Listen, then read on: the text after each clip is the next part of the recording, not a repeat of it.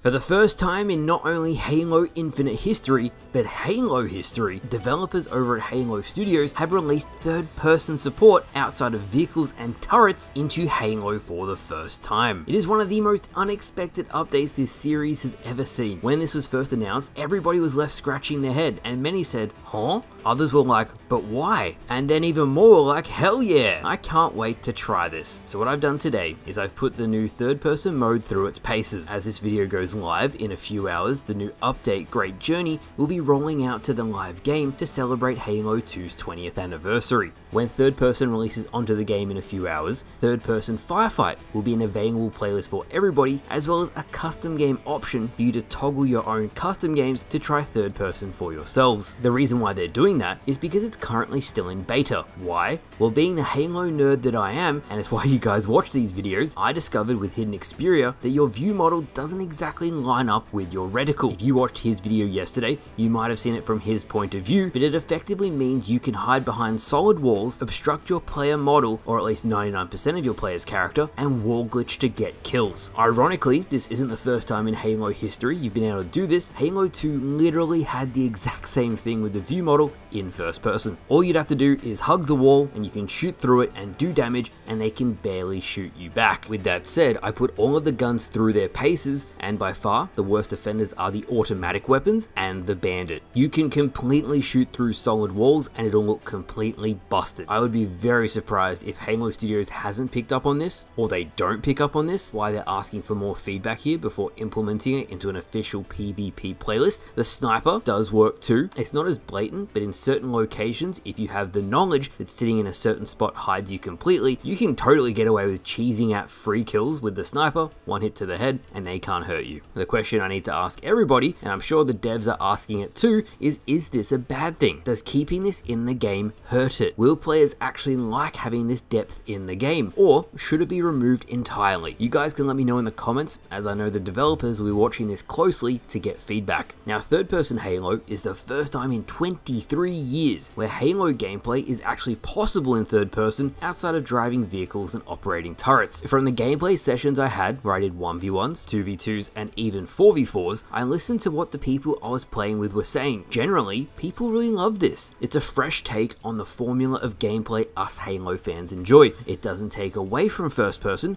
it just mixes things up in a unique way. Of course, with Halo Infinite being free to play, many people are probably going to be like, yeah, look, this is just to show off those cosmetics better, so then players spend more and they make more revenue. And honestly, you're probably right, but I found it fun. When I listened to Unishek and Sketch talking in that live stream the other day, this option was already available on the debug consoles they use at the studio to test updates before they go live and when they're actually developing them. Unishek thought it might be cool to see if this could be a neat update and whether it could offer something fresh to the fans. Honestly, props to him for thinking outside the box. Personally, I thought it was very cool and I enjoyed playing it. I'm prone to getting motion sickness too, but I was able to play this comfortably. I also thought they fiddled with the bullet magnetism in third person. I might be head casing, I'd have to ask them to find out, but no scoping with the sniper rifle felt more generous. Maybe I'm just imagining things. I could definitely tell the difference between first and third person with certain guns, and you can really feel all the work that has been put into this to refine it into a playable experience. You'll notice that certain guns will zoom in faster, some guns don't have a zoom at all, and the developers said this was an intentional design decision as it was very jarring for some weapons when they kept on getting knocked out of scope. The only things that felt janky to me was the fusion coil. It looks very big on the view model still, and the shock rifle feels off,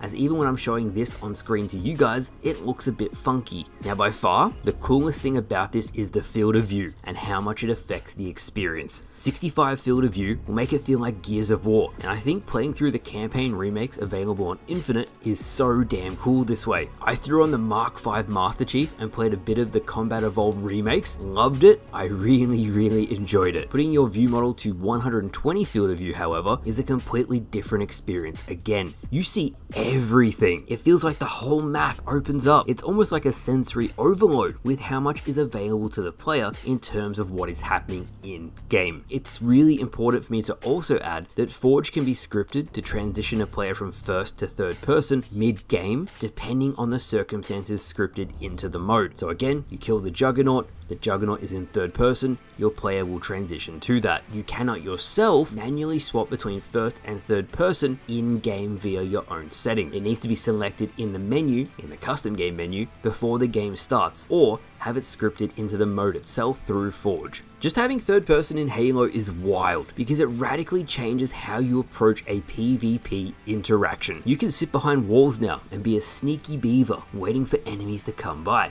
Yes, it's cheesy, and yes, I hate you if you do this with an energy sword, but it freshens up that Halo formula for something different. And for how much we all want new Halo updates to really refresh the way we play, this one's perfect. It hits it right out of the park. The biggest thing that I want to come out of this is new PvP playlists and experiences. In its current form, I'm sure it'll be refined, fixed, and updated as time goes on. And with it, I want to see a new third-person rotational playlist come in every so often. Pick some big team battle third-person, some free-for-all, some squad battle, anything. Give players some wacky things that are pure craziness. Let's make the game as fun as it possibly can be before everyone moves over to the Unreal Halo projects they're currently working on. All in all, a great addition to Halo. Something new, something fresh, and it's exciting for fans that will affect both PvE and PvP players. Let me know what you think down in the comments below. The brand new update launches on Halo Infinite within a couple of hours of this video going live. I'll have a special new video for that actual new content out in a few days. So thank you all for watching. Always love sharing some positive Halo stuff, and I'll see you guys